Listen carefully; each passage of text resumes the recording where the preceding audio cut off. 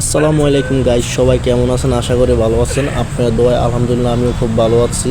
তো কথাটা যদি কোনো ভুল টুটি হয়ে থাকে আমাকে ক্ষমা দৃষ্টিতে দেখবেন। দেখছেন একটা হানিফ বাস, তাকে দেখা মাত্র আমি ভিডিওটা চালু করলাম। তো পরিবহন জগতের একটা কিং হানিফ, এটা আমরা সবাই জানি। দেখেন সামনে একটা সিএনজি, সে ওভারটেক করতে পারবে না, দেখি কি হয় বিষয়টা। সবাই পাশে থাকবেন।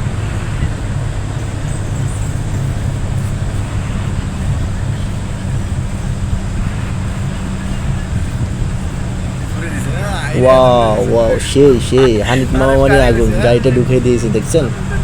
মানে তার ওভারটেকের জায়গা নাই, এরপর সে গাড়িটা ঢুকিয়ে দিচ্ছে।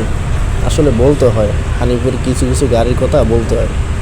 এই যে দেখেন, শেষ পর্যন্ত দেখেন আমরা তাকে ওভারটেক করতে পারি কিনা, তার পিছনে পিছনে আছি। দেখি, সবার পাশে থাকবেন। হানিফ গাড়িটা কিন্তু ওয়ানজে গাড়ি, আমাদের গাড়িটা লিলেন গাড়ি। লিলেন গাড়িতে হানিফ মামার সাথে খেলতেছে। হ্যাঁ, তারটা হচ্ছে নন এসি, আমাদেরটা হচ্ছে এসি। আপনারা সবাই দেখেন হানিফ মামাকে ওভারটেক করতে পারে কিনা। হ্যাঁ, সে অনেক পাগলামি করছে, হয়তো পাগলামি ভিডিওটা আমি করতে পারি নাই, পরে যা দেখলাম আর কি। এই যে মামারে এই যে বড়াটা দিছে, এই দিছে এই মামারে বড়াটা দিছে। ওয়াও, দে আরেকটু আরেকটু আরেকটু আরেকটু।